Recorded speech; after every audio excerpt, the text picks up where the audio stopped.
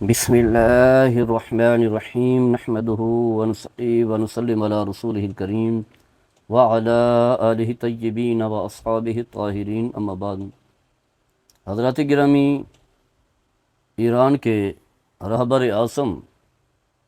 خامنائی کی تدفین جو 132 دن بعد ہوئی، ایک طویل عرصے بعد، اس کی وفات کے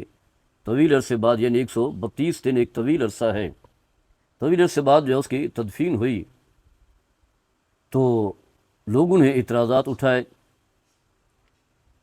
کہ تدفین میں اتنا تاخیر کیوں کی گئی، جبکہ شریعت مطہرہ کا حکم یہ ہے کہ اسے جلدی دفنایا جائے جب بھی کوئی شخص فوت ہو۔ اور ہم دیکھتے ہیں کہ لوگ تدفین میں بڑا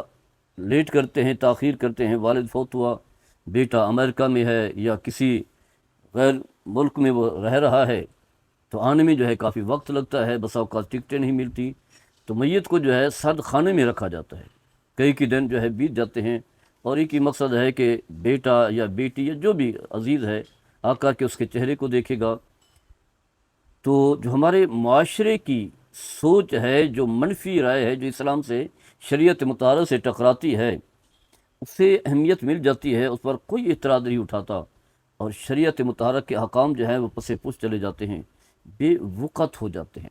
حالانکہ یہ کوئی مجبوری نہیں ہے، اگر بیٹا چہرہ نہیں دیکھتا، جنازے میں شامل نہیں ہوتا تو کوئی حرج نہیں ہے، یہ کوئی اس نہیں۔ ہاں اگر کوئی ایسی مجبوری ہے، ایسے حالات بن چکے ہیں تو پھر تو ٹھیک ہے، لیکن اب اس طرح کے کوئی حالات نہیں ہوتے، یعنی یوں سمجھ لیں کہ خامنائی کے بھی اس طرح کے کوئی حالات نہیں تھے کہ اگر فوری طور پر اسے دفنا دیا جاتا تو کوئی اس طرح کے مسائل نہیں تھے، لیکن وہ بھی ایک چاہتے تھے کہ شہرت ہو، اس وجہ سے تو لاکھوں لوگ جو ہے اکٹھے کیے گئے، دعوت نامے دیے گئے، ہر ملک کے سربراہان بھی آتے رہے، تو یہ ایک بہت بڑا المیہ ہے۔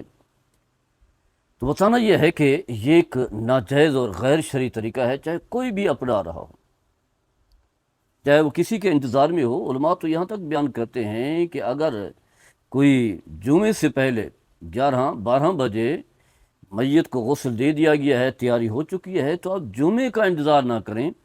2 بجے یا 1:30 بجے یا 1:15 جو ہے جمعہ ہوگا تو لوگ بہت زیادہ ہوں گے، تو جماعت میں لوگ جو ہے جنازے میں شامل ہو جائیں گے، ان کی دعائیں ہوں گی تو بخشش ہو جائے گی۔ بخشش جو ہے وہ اعمال سے ہوتی ہے، یقیناً مسلمانوں کی دعائیں بھی جو ہے بخشش کا ذریعہ ہیں، لیکن مین جو ہے وہ اعمال ہیں۔ قرآن و حدیث اٹھا کر کے دیکھیں تو ایمان لانے کے بعد جس چیز پر سب سے زیادہ زور دیا گیا ہے وہ ہے عامل الصالحات، اعمال صالح، نیک اعمال۔ ایک شخص بے نمازی ہے یا کبھی نماز پڑھی کبھی نہ پڑھی،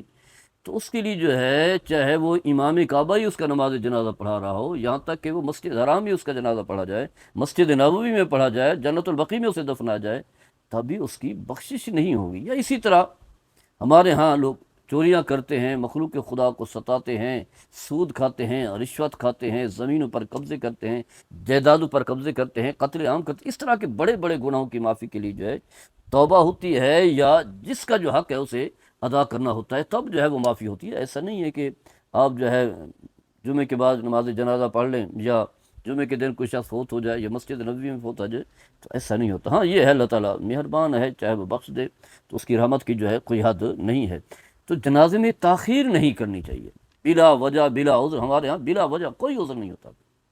اب بیٹا آئے یا نہ آئے اس سے کوئی فرق نہیں پڑتا، چہرہ دیکھے یا نہ دیکھے، جنازہ پڑھے یا نہ پڑھے، یا کوئی بھی فرد ہے، اس کا آنا بھی ضروری نہیں ہے، وہاں بیٹھ کر کے دعا کر لے۔ اتنی وسیع جو ہے سرمایہ، بہت سارا سرمایہ بھی خرچ کیا جاتا ہے،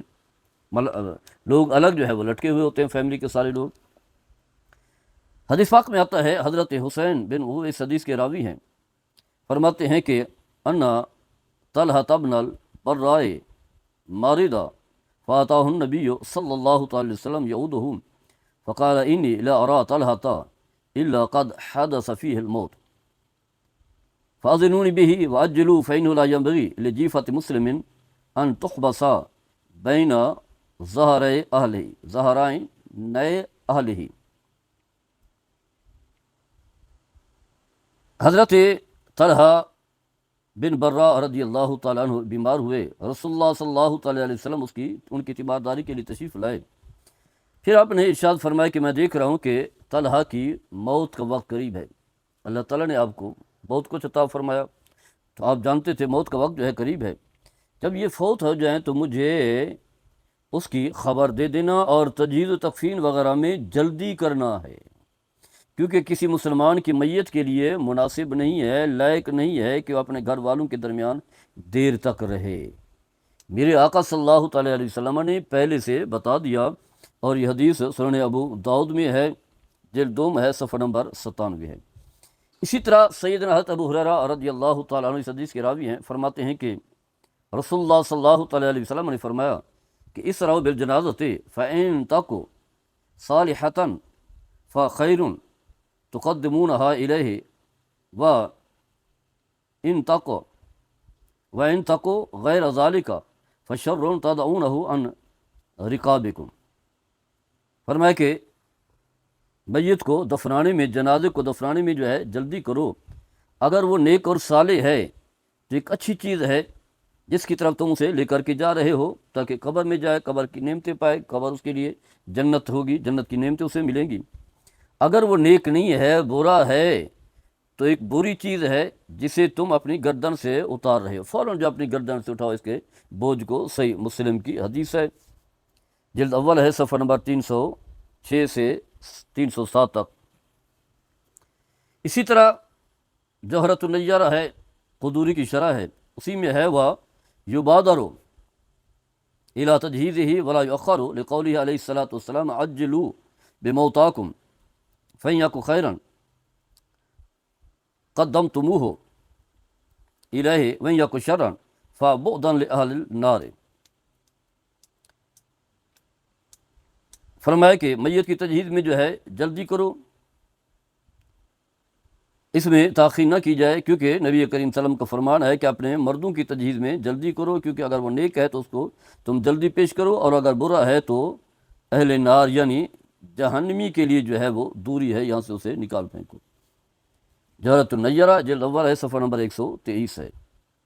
عام طور پر جو ہے وہی جو میں نے بتایا کہ لوگ جو ہے جمعے کا انتظار کر رہے ہوتے ہیں کہ نماز جمعہ کے بعد جو ہے میت کو دفنائیں گے، جنازہ پڑھیں گے، لوگ بہت سارے لوگ شامل ہو جائیں گے۔ تو علامہ طحطاوی جو ہے مراقی الفلاح جو نور الرضا کی شرح ہے اسی کے تحت لکھتے ہیں،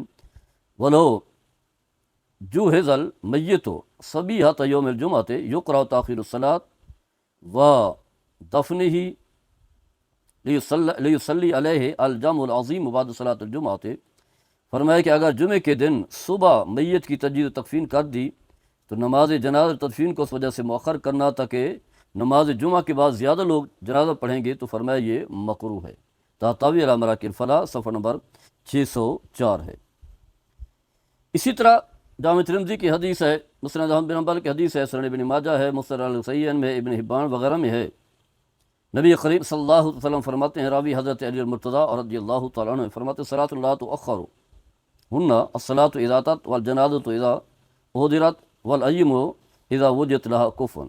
فرمایا 3 چیزیں ایسی ہیں جس میں لیٹ نہ کیا جائے، تاخیر نہ کی جائے۔ نماز میں جب اس کا وقت آ جائے تو فوری طور پر نماز پڑھی جائے، جنازے میں جس وقت حاضر ہو اسی وقت جنازہ پڑھ کے اسے دفنا دیا جائے، اور غیر شادی شدہ لڑکی نکاح کے بارے میں جب اس کا کف مل جائے تو فوری طور پر اس کی شادی کر دینی چاہیے۔ اسی طرح حدیث پاک میں آتا ہے، رسول اللہ صلی اللہ تعالیٰ علیہ وسلم نے فرمایا، طبرانی کی حدیث ہے، عبداللہ بن عمر اس حدیث کے راوی ہیں اور رضی اللہ تعالیٰ عنہما، فرمایا اذا مات احدکم فلا تحبسوہ واسروا بہ الی قبرہ۔ فرمایا جب تم میں سے کوئی شخص جو ہے فوت ہو جائے تو اسے روک کر کے نہ بیٹھے رہو، گھر میں لے کر کے نہ بیٹھے رہو، بلکہ جلدی دفن کرنے کے لیے لے جاؤ۔ یہاں تک کہ علماء فرماتے ہیں کہ 3 اوقات ہیں جس میں نماز پڑھنے سے منع کیا گیا ہے۔ جب سورج طلوع ہو رہا ہو 20 منٹ تک نماز کوئی نہیں پڑھ سکتے، نہ فرض ہے، نہ واجب ہے، نہ نوافل ہیں، نہ سنتیں ہیں، نہ ادا ہے، نہ قضا ہے۔ اسی طرح زوال کا وقت ہے، تقریباً 20 منٹ کم و بیش بن جاتے ہیں، اس وقت کوئی نماز نہیں پڑھ سکتے۔ غروب آفتاب کا وقت ہے، اس وقت بھی کوئی نماز نہیں پڑھ سکتے۔ اگر ان اوقات میں میت لائی جاتی ہے، میت تیار ہے، تو ان اوقات میں نماز تو نہیں پڑھ سکتے، نماز جنازہ پڑھنا چاہیے۔ وہی حدیث، وہی دلائل، وہی حقائق جو ہم بیان کر چکے ہیں کہ اس میت کو جو ہے قبر کے سپرد کریں، اصل منزل اس کی وہی ہے۔ اب گھر میں نہیں رہ سکتا، کسی کا انتظار نہیں کیا جا سکتا، وہی نیک آدمی ہے تو اپنی منزل میں جائے، وہاں قبر کی نعمتوں کو جو ہے پائے، وہاں مزے لے۔ کیونکہ رسول اللہ صلی اللہ تعالیٰ علیہ وسلم نے فرمایا ان القبر روضۃ من ریاض الجنہ وحفرۃ من حفر النار، قبر جنت کے باغوں میں سے ایک باغ ہے، نیک آدمی ہے تو اس کے لیے جنت ایک وسیع کر دی جاتی ہے، ایک بہت بڑا محل بن جاتی ہے، جنت کی نعمتوں سے ملتی ہے۔ اور آپ نے فرمایا اگر برا ہے تو اپنے کندھوں سے بوجھ اٹھاؤ، بوجھ جو ہے اٹھاؤ، گھر میں لے کر کیوں بیٹھے وہ؟ تو وہی پھر قبر جو ہے اس کے دوزخ کے گڑھوں میں سے گڑھا بھی بن جاتے ہیں، اپنی منزل میں پہنچا کے ہو۔ تو بلا وجہ اپنی خواہشات، معاشرے کے طور و طریقے، معاشرے کا چالن چلن دے کر کے ہم اسی کام میں جو ہے لگ جاتے ہیں۔ اللہ تعالی ہم سب کو عمل کی توفیق عطا فرمائے۔ وما علیہ الا البلاغ المبین۔